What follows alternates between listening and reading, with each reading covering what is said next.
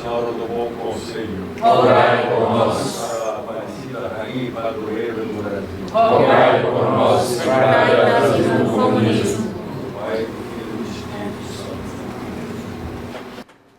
Salve Maria para todos, um bom dia. Esta palestra sobre Jeremias, você sabe, são 4 grandes profetas: Ezequiel, Daniel, Isaías e Jeremias. 4 grandes porque a Escritura só diz, tem livros, os livros são extensos, não são maiores do que os profetas menores. Bem, e essa reunião eu preparei tem 40 anos. 40 anos atrás foi quando tomei o contato com Jeremias. Peguei o livro todo, li. Disse, mas esse profeta tem muita semelhança com os nossos dias. Muita semelhança. Me chama muita atenção porque, não sei, pode ser que poucas pessoas tenham visto isso aí, esse aspecto. Então, como introdução, quando a gente tem um auditório, é preciso considerar que a gente tem 4 vertentes, 4 tipos, vamos chamar, 4 modalidades de pessoas que vêm assistir. Uma é os que têm vertente religiosa. O que eu vou ver proveito religioso nessa palestra? Outros têm vertente político-social. Quer saber as inter-relações do tema com o político social, não é o político partidário, não. As consequências na sociedade. Tem um terceiro, que são os psicológicos, vertente psicológica. E ela quer muito saber a razão de ser das coisas. Por que isso aconteceu? Não é teoria minha, não. O Dr. Plínio Corrêa de Oliveira tem várias reuniões sobre isso daí, explicando isso daí. E tem uma 4ª modalidade, que eu diria até que é bem o contrário de certa tendência de hoje, da espiritualidade tradicional, que está, graças a Deus, conquistando o terreno, mas é uma espiritualidade mais voltada quase que para si. A 4ª modalidade é diferente, é o contrário disso. A pessoa está querendo os grandes panoramas. Seria a 4ª vertente. O que é o grande panorama aí? Quando é que surgiu Jeremias? Como é que ele se enquadra no plano de Deus? Então, seria a 4ª vertente. Então, quem está expondo tem que saber que o auditório tem... Cada um está querendo a fatia, né? Que ele é legitimamente... É legítimo mesmo. Mas a gente deve, ao progredir na vida espiritual, também abrir espaço para as outras vertentes. Não pode ficar só em uma. Vamos ver os slides? Bem, eu falei do quadro histórico. Vamos começar por aí. Vai ficar mais fácil entender.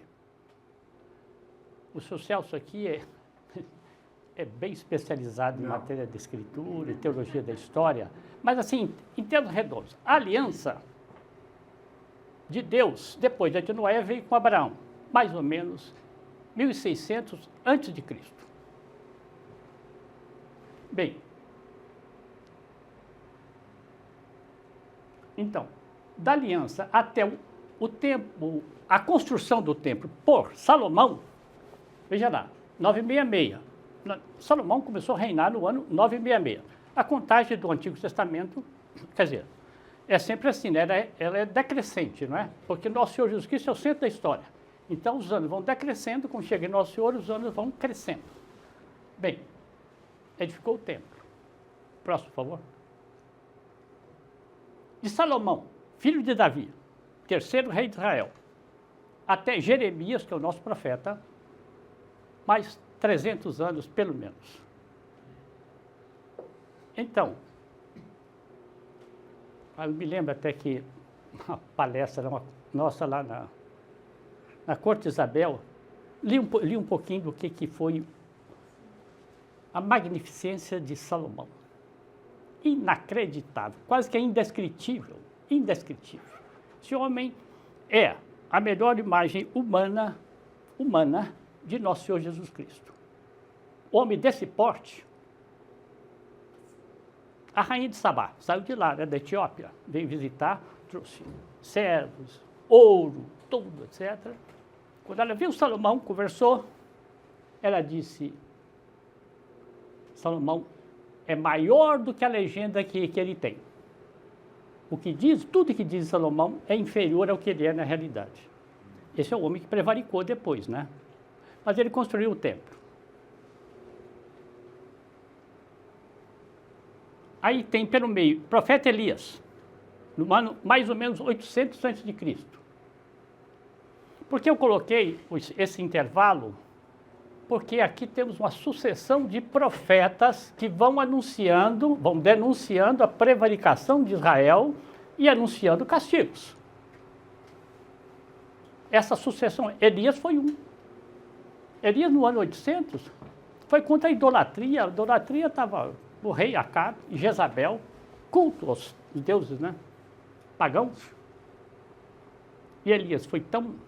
Depois que ele limpou Israel dos falsos profetas, né, a Jezabel, esposa de Acabe, decretou a morte dele, perseguição de morte. Ele teve que, inclusive, fugir para a Síria. Bem, olha, se tiverem alguma dificuldade, perguntar um esclarecimento, está perfeito. Então, agora entramos no Jeremias. Primeira coisa, pregou a conversão. Segundo ponto, foi perseguido pelos sacerdotes, pelos príncipes. Terceiro ponto, anunciou a destruição de Jerusalém e o cativeiro babilônico.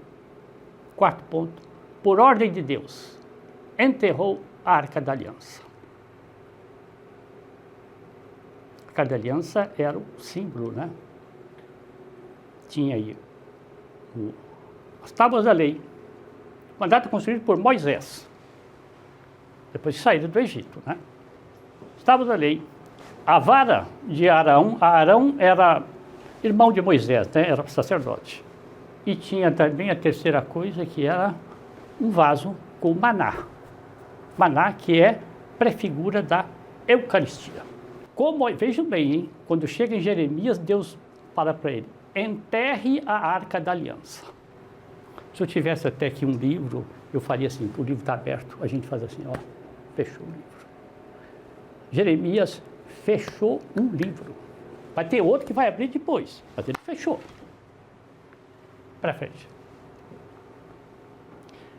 Depois que ele viu o castigo se realizar, ele vai chorar sobre o templo de Jerusalém. Isso aqui tem uma aplicação para nós depois na crise da igreja. Lamentações de Jeremias. Nos ensinam como proceder face à crise progressista que assola a Santa Igreja. Vamos ver na frente lá. Poema sagrado. E chora a destruição da cidade santa. Agora veja aqui o segundo parágrafo. Os gemidos e dores de Jeremias eram uma figura, figura, dos de nosso Senhor Jesus Cristo, o qual, por meio de suas dores e ignomínias, exortava o povo de Jerusalém a chorar a última ruína da cidade e do templo. Sabe, né? Nosso Senhor, pouco antes da paixão, com os apóstolos, fora de Jerusalém, com o templo de Jerusalém, ele disse, Jerusalém, Jerusalém, né? Quantas vezes eu quis reunir os teus filhos, como uma galinha reúne os pintainhos e tu não o quiseste, recusaram. Aí ele prevê a destruição do templo, desse outro templo, no ano 70, por Tito. Tá dando para acompanhar? Enterraram, como é que sabe que foi enterrado a arca? A arca? Então, até hoje não foi descoberto. Falam que seria no Monte Nebo, né? Ou é Deus que... Porque, veja bem, pode ser que com auxílio de anjos, né, que ele enterrou. Ela não foi descoberta até hoje? Não. Santa Helena não. A arca não foi, a Arca da Aliança não apareceu mais. Pois é. Eu vou repetir, é como se pegasse um livro grande Quer dizer que foi enterrado. e faz assim, ó, isso aqui fechou. Tem misericórdia lá para frente, nós vamos ver. Mas esse aqui fechou. E olha, as mensagens de Fátima, ó, é para pegar esse livro grande também e fazer assim, ó, vai fechar. vem outras coisas depois, o Rei de Maria e tudo mais. A promessa de Nossa Senhora, Que né? abriu lá, está fechando agora. O que abriu lá está É fechando. o que abriu naquela época, iria fechar agora? O quê? Outro livro. Era histórica. Não, o livro do... Não. Foi bom você falar porque eu corri demais, né? Aquele primeiro livro que se encerrou com Jeremias, em seguida, a providência divina, na sua misericórdia, mandou 2 profetas acompanhar o povo judeu em Babilônia. Mandou 2, Ezequiel e Daniel, para dar a eles o quê? A esperança. Vocês vão voltar para Israel, o templo vai ser reconstruído e ainda,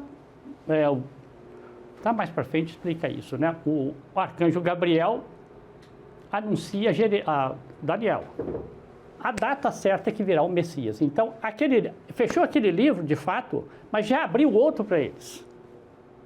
Esse outro vai encerrar quando? Agora. Não, esse outro vai se encerrar no deicídio. Gente. Aí a igreja, a sinagoga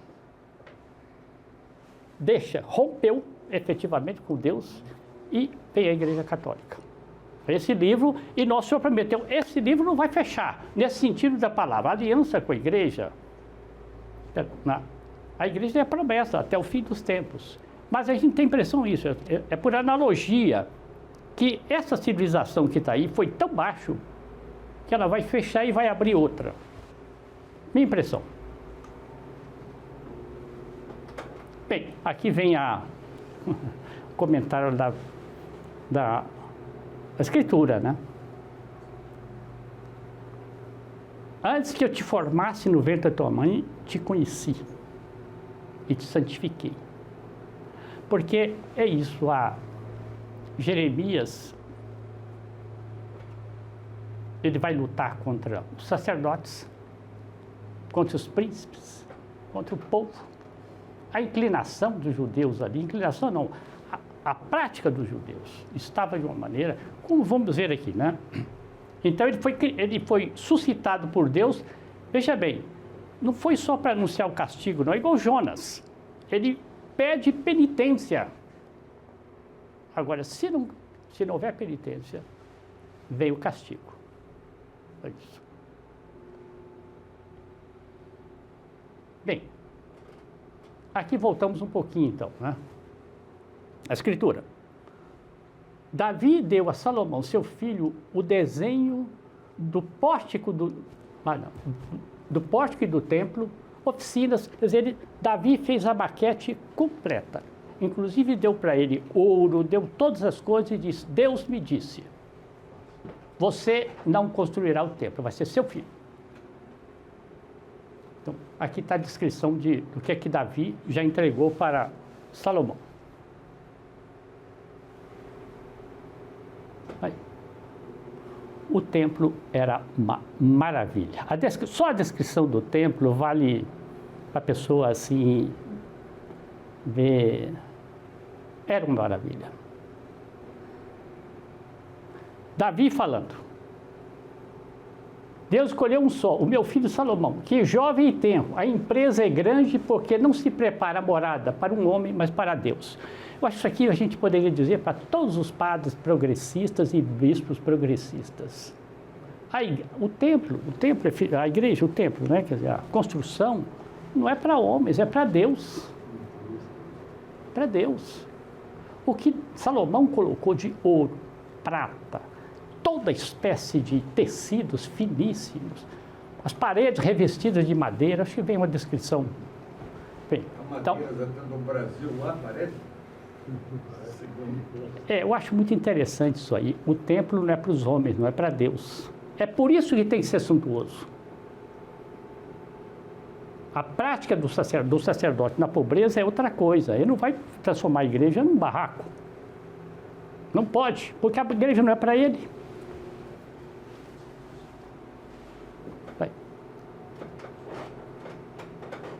Tudo isso tinha sua razão de ser. Não, vamos entrar aí.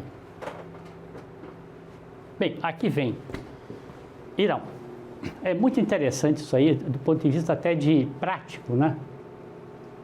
Irão, rei de Tiro, mandou uma carta a Salomão. Salomão tinha pedido ajuda a ele.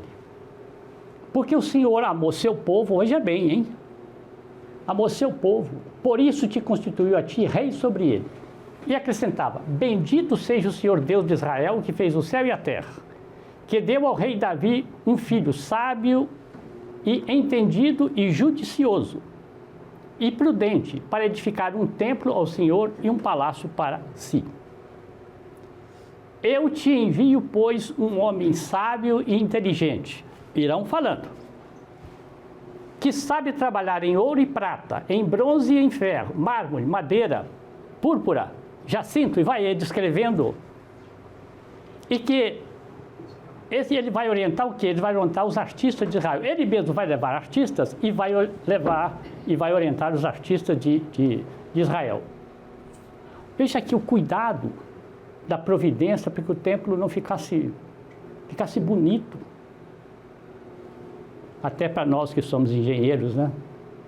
Olha lá. Ele sabe lavrar todo tipo de escultura e inventar engenhosamente tudo que é necessário para qualquer trabalho. E trabalhar com os teus artistas e com os artistas do teu pai Davi, meu senhor. É muito interessante. Aqui é só uma amostra para a gente pegar o que era esse templo que vai ser destruído por Nabucodonosor, como castigo. Bem, a advertência de Deus a Salomão. Se vos desviardes de mim e deixardes as minhas leis e mandamentos, que vos propus, e servirdes os deuses estranhos e os adorardes, eu vos arrancarei da minha terra que vos dei, e lançarei para longe de minha presença esse templo, que consagrei a meu nome, e o entregarei para servir de fábula e exemplo para todos os povos.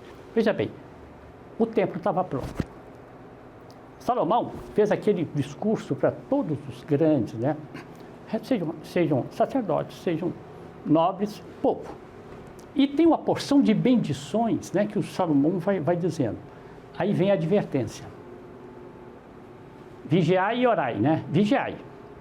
Porque senão, isso tudo vai ser destruído. É muito interessante isso, para a gente ver que o homem sempre tem aí, ele está praticando a virtude e a serpente está ali do lado, né? Como São Pedro avisa, né? Está ali do lado esperando a hora. É isso. Nosso Senhor, então, deu todas as bênçãos e fez a advertência. Cuidado. Se desviarem,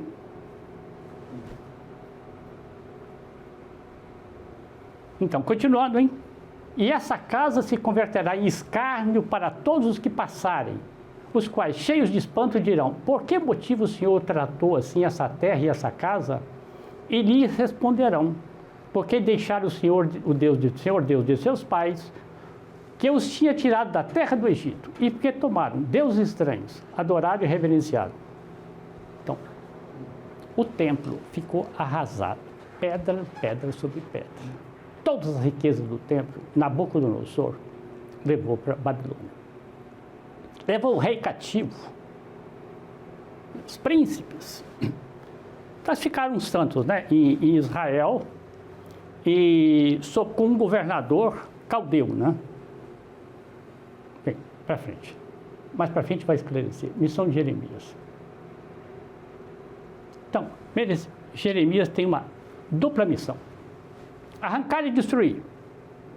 Depois edificar e plantar. Então, ele tinha duas sementes, né? Duas. Para frente. Aquela frase que nós vimos. Vamos ver o segundo parágrafo, então. Eis que te constituí hoje sobre as nações e sobre os reinos, para arrancares e destruíres, e para arruinares e dissipares, para edificares e plantares. Deus está falando para Jeremias. Jeremias, que consta, é que ele começou a profetizar aos 21 anos e tem 45 anos de profecia. Bem, então, ele tinha que enfrentar Israel todo. Por isso que Deus, eu estou te constituindo, eu estou te dando fortaleza. Tem Nosso Senhor na ceia, né? Cinge, né? Pega a toalha, não é? Cinge, não é isso? Então, cinge os rins. Não temas diante deles, porque eu farei que tu não temas a sua presença. Que presença de quem? Vou repetir. Do sacerdote, dos príncipes, de todo mundo. Porque eu te estabeleci hoje como uma cidade fortificada, uma coluna de ferro, a respeito dos reis de Jerusalém, seus príncipes, dos seus sacerdotes, seu povo. Então ele pegou tudo. Eu te constituí. Pelejarão contra ti e não poderão. Olha, é um homem contra uma nação. É isso. É isso. E eu fui olhar o que era o Aquilão. Eu pensei que era uma espécie de ponto cardeal, né, assim. Mas lá está dizendo que eram os ventos frios do norte. Não sei, corresponde talvez a nações, né? Então, eis que eu convocarei todos os povos do reino do Aquilão, diz o Senhor, e virão e porá cada um a sua cadeira à entrada das portas de Jerusalém. Ou seja, vão tomar posse, né? Todos os muros. Eu pronunciarei contra Jerusalém, Judá, os meus juízos, e por causa de toda a malícia daqueles que me deixaram e ofereceram libações aos deuses estranhos e adoraram a obra de suas mãos. Então, idolatria. Gente, idolatria é pecado contra o primeiro mandamento. Primeiro mandamento. É o primeiro mandamento. Eles tinham as tábuas da lei. É gravíssimo.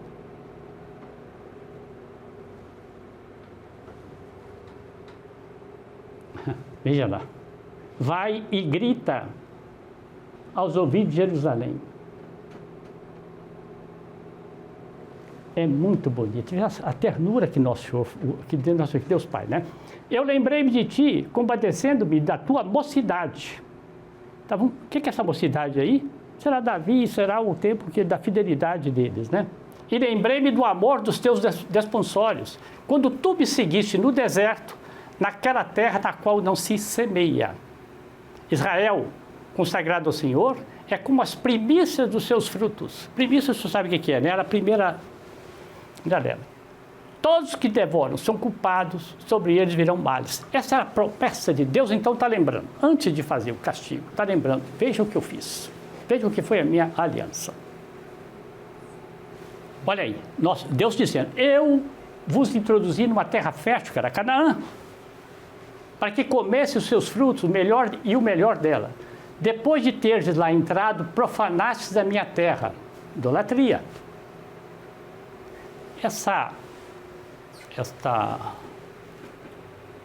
Vamos dizer assim, esse pecado dos judeus, lá no deserto, né? Ainda, quando Moisés recebeu as tábuas da lei, e Moisés demorou, acho que 40 dias, não sei quantos dias ficou no monte, né? Então, o que o povo fez? Arão, faz para nós um bezerro de ouro, se Moisés não vai voltar. Aquele povo que está passando pelo deserto, alimentado primeiro das codornizes, do maná, depois das codornizes, e Deus fazia jorrar água de todos os lugares. Esse povo diz a Arão, irmão de Moisés, faz para nós um bezerro de ouro para a gente adorar, porque se Moisés não vai voltar. Olha, Moisés quando voltou, você imagina a indignação de Moisés. Dá para mostrar a cerviz dura, né? Aí, o que eu disse aqui, ó, convite à penitência. Como Nossa Senhora em Fátima, o castigo é condicional. Vejam bem as profecias de Fátima. Nossa Senhora pede o quê? Conversão, pede penitência, pede a recitação do texto, pede a consagração do mundo imaculado do coração de Maria. Para quê? Para evitar aquilo que viria. Então, por isso que está dito aqui, o castigo é condicional. Depois vamos ver só a primeira frase que está ali, frase da Escritura. A pérfida Israel pareceu uma santa em comparação de Judá, a prevaricadora. Quer dizer, era uma disputa de gente tão ruim que a péssima pareceu santa perto do pecado da outra. Era uma concorrência de prevaricação, né? Eu vou, resumo. Então, Jeremias percorre e vê que os grandes, os príncipes, né?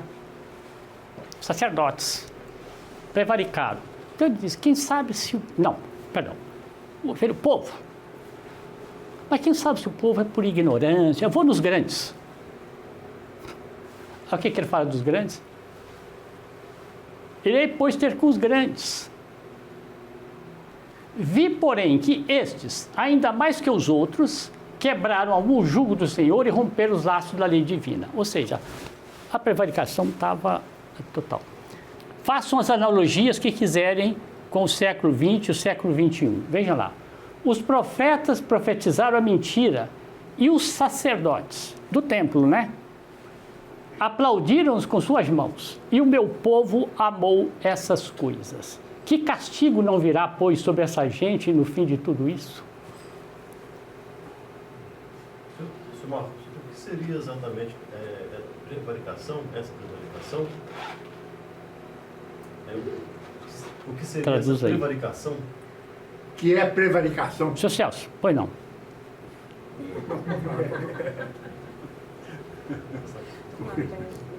Prevaricação é desviar do caminho certo. E também errado. Aí é Assim, lá fala atrás, assim, né? É pecar. É o pecado. Só que aí o pecado é uma... É muita ênfase, né, que está dentro aí, né? Simples.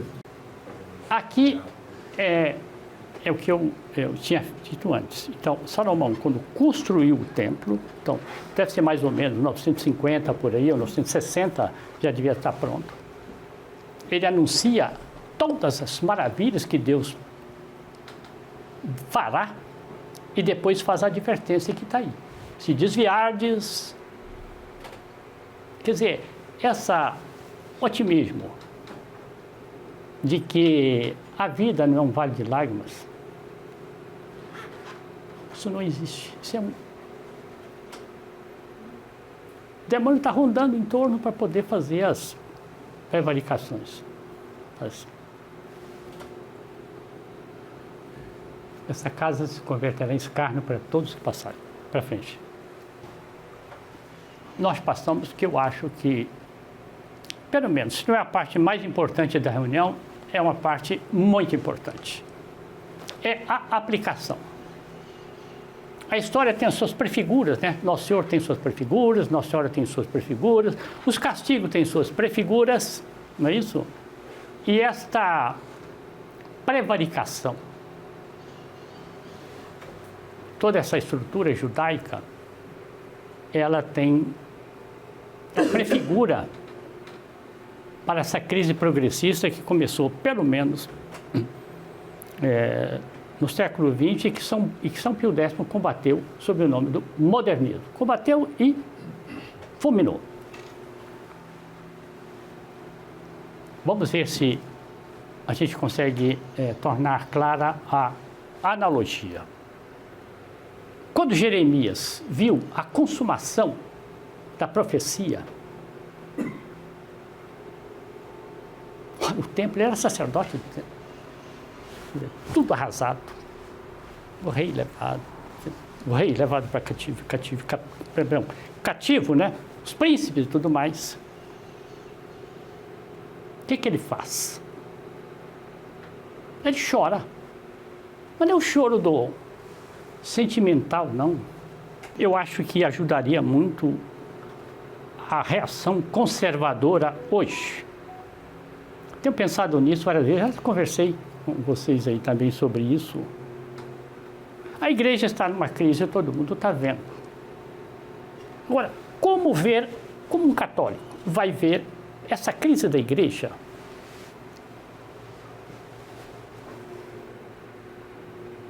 E eu vejo um que outro comentando como se fosse um terceiro. A igreja é um terceiro, o Vaticano é um terceiro. Quer dizer, não sou eu. Está acontecendo isso lá. Eu até não quero. Mas está acontecendo isso, um terceiro. Alguns usam palavras irreverentes. Vocês já viram? Esse Bergoglio que está aí, entendeu? Esse argentino, esse Papa argentino. Gente, isso não é amor de filho. E um filho trata a mãe desse jeito. E nosso Paulo Henrique viu, outros aqui viram também, várias vezes o Dr. Pino tratar dessa crise da igreja. ele nunca tratou com esses adjetivos ou com esses... Absolutamente. Esses termos. Absolutamente.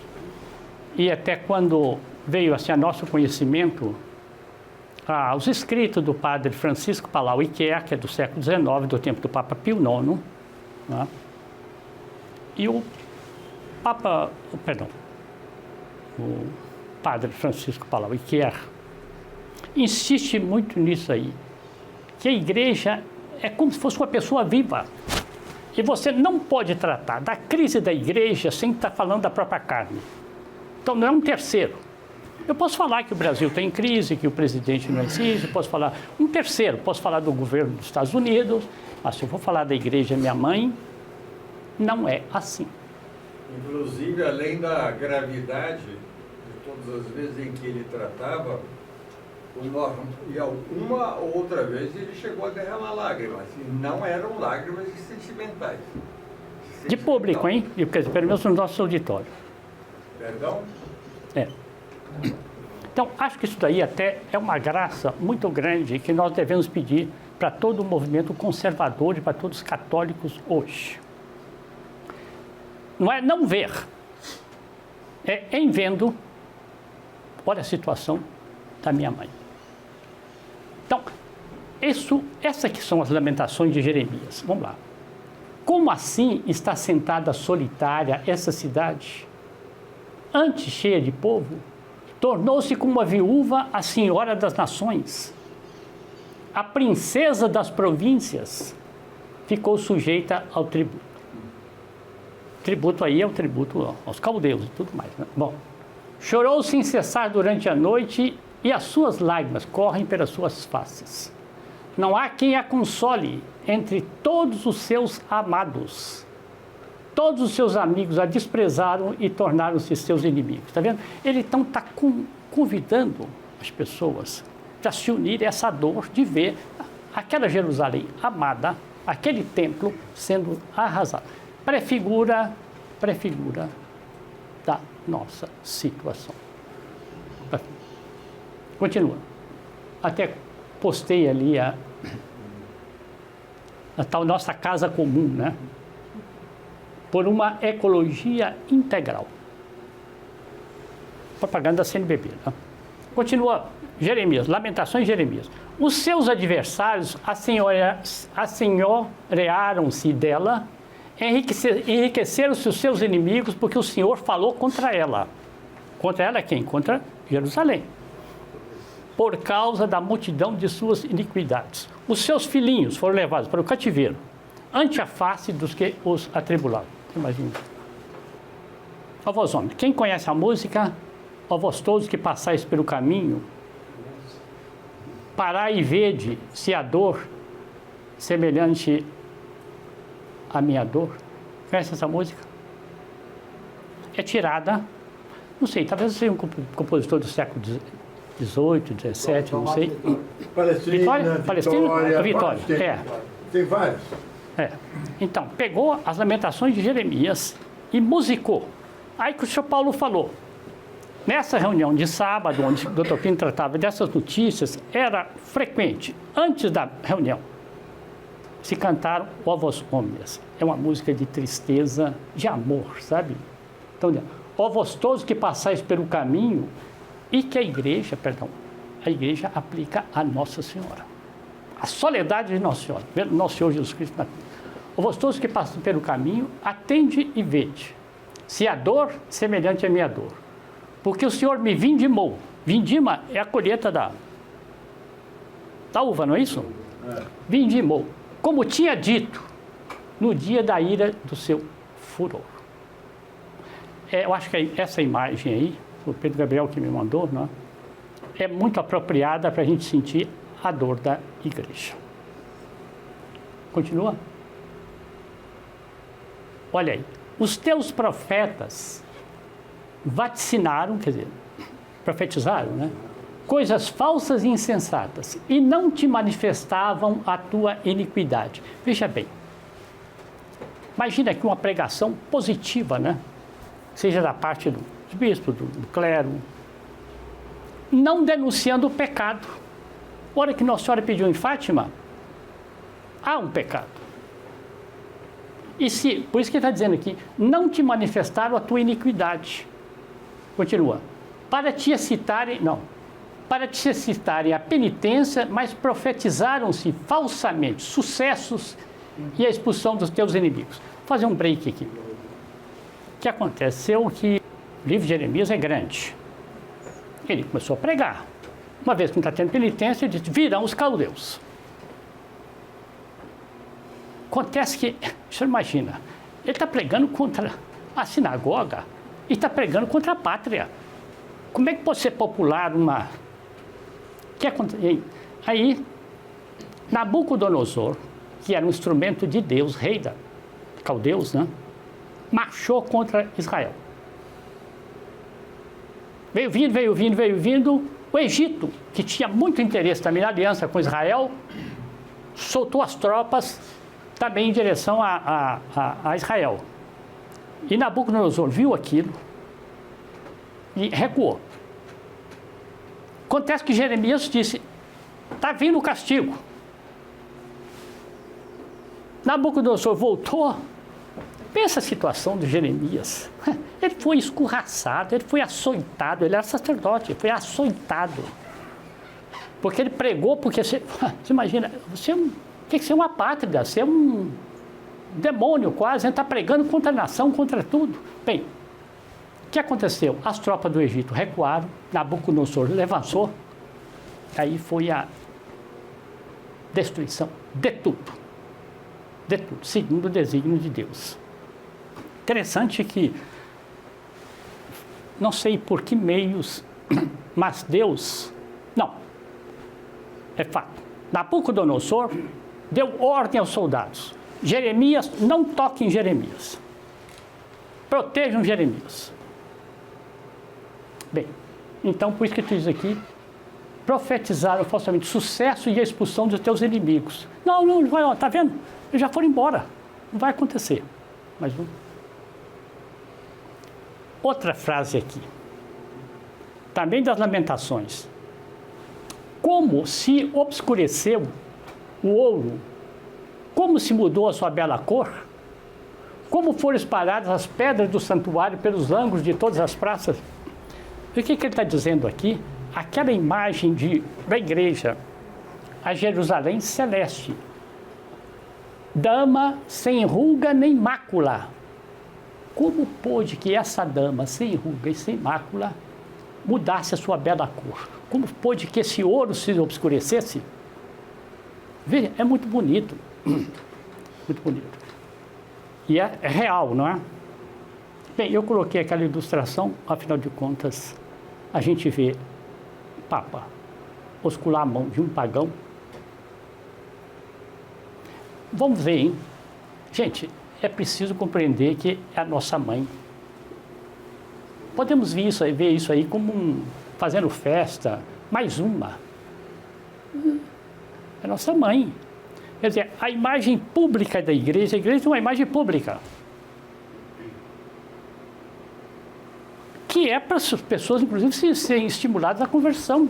Se essa imagem pública vai, não é isso? Vai deteriorando. Mais um. Bem, olha, por incrível que pareça, chegamos ao fim. Eu resumi bastante, mas chegamos ao fim. E vou contar mais só 2 fatos aqui. Vai causar surpresa em alguns, mas Deus disse muitas coisas para Jeremias, muitas. E uma delas disse assim, Jeremias, não tomarás mulher, nem terás filhos, nem filhas. E dá razão, porque ou morrerão na espada, ou serão levados cativos para a Babilônia. Veja a razão, cumpriu perfeitamente bem. Uma vez que a profecia se cumpriu, grande parte dos judeus levados cativos para a Babilônia, o rei, os príncipes, o templo, você imagina, o ouro, a prata, as coisas preciosas que tinha no templo de Jerusalém, é uma fábula. Nabucodonosor levou tudo. E olhe, por desígnio de Deus. Por desígnio de Deus. Bem, aí, se eu me lembro bem, Nabucodonosor colocou um governador para o restante de pessoas que ainda ficou em Jerusalém. Incitar uma revolta ali contra Nabucodonosor. Aí foi outra devastação. E Jeremias, segundo a tradição da igreja, tradição antiga, a tradição dos santos padres, foi com os últimos judeus para o Egito. Então, no Egito, a missão dele, o que era? É chamar a conversão. Chamar a conversão. E pela tradição, o padre Mato Soares fala que Jeremias morreu apedrejado pelos judeus. Bem, aqui então vem esse slide. Para aqueles que estavam em Babilônia, Deus escolheu 2 profetas. Jovens, hein? Todos os 2 jovens, Daniel e Ezequiel. Para dar-lhes a esperança da reconstrução do templo, e claro, eles voltarem, Israel continuar a sua missão e reconstruir o templo. O que de fato se deu. Bem, tem mais um? Aqui está.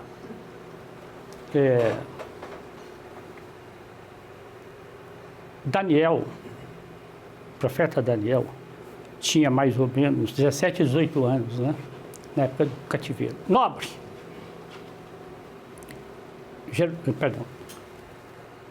Jeremias era sacerdote, Daniel, nobre. E aqueles 3 mancebos que se fala na Escritura, né? Ananias, Azarias e Micael, também nobres. Não vou estender aqui, porque Daniel, a meu ver, é a outra asa para compensar a questão de Jeremias. É a asa da esperança. Realmente é lindíssimo a vida de Daniel lá em Babilônia. Bom, aqui acontece.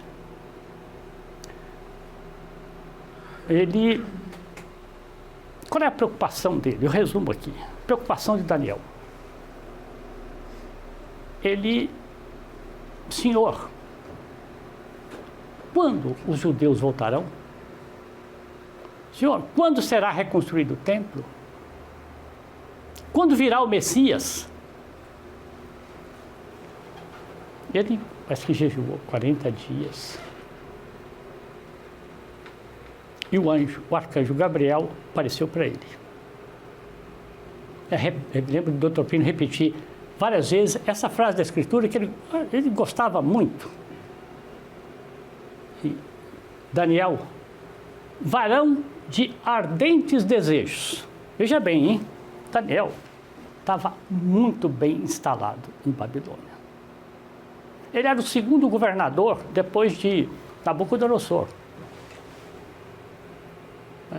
Bem, você, varão de ardentes desejos. Aí começa a profecia, pelo que eu sei, é a profecia mais exata da vinda do Messias.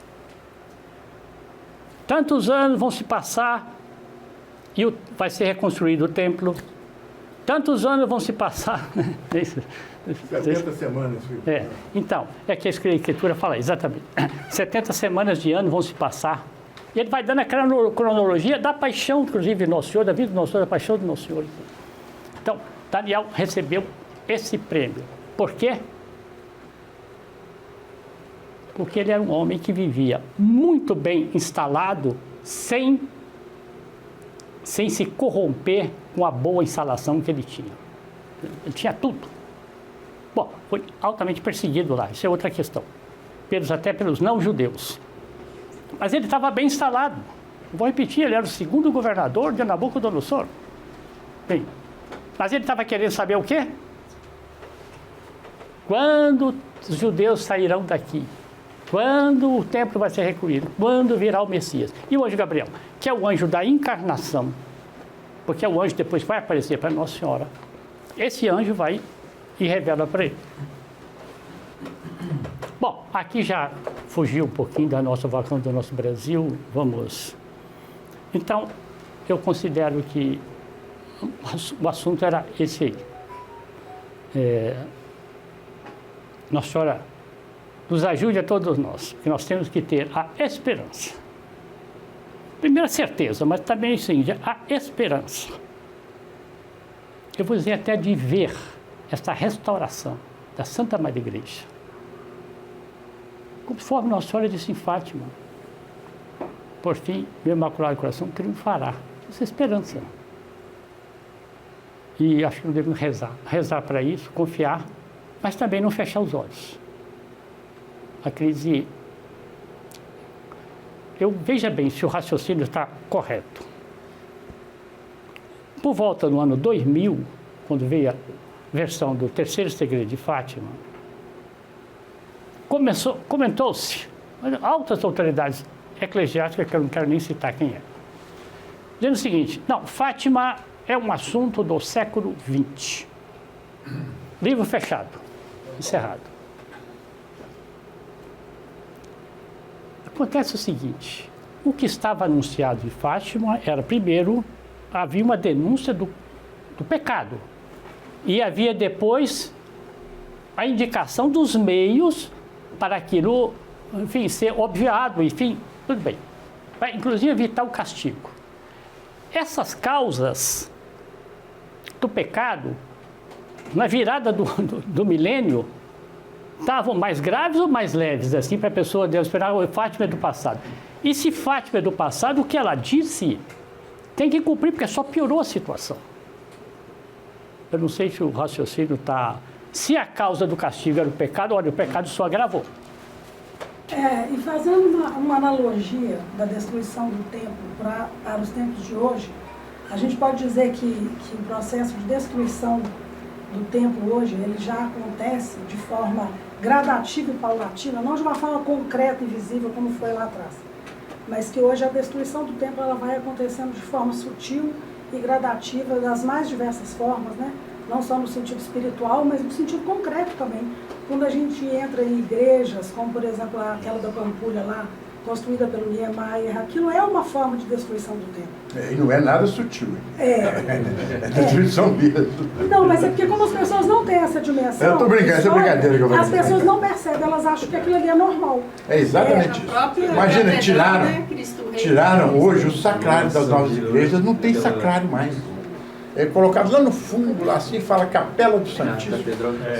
É uma coisa assim. Imagina, isso é destruição do templo. Então isso já é um processo de destruição do templo. Só que não de uma forma que é de uma vez, mas de uma forma... A paixão da igreja, ela pode ser comparada também à paixão do nosso Senhor Jesus Cristo. O corpo místico de Cristo está sofrendo como o corpo de nosso Senhor Jesus Cristo sofreu na paixão. É o corpo místico de Cristo. Está sofrendo dessa forma. Perfeitamente. Dessa forma que eu vejo, quando eu vou a essas missas que tem uma quebra muito grande da liturgia, eu vejo ele como caminho do Calvário, a igreja subindo no Calvário. Pode fazer uma analogia perfeita.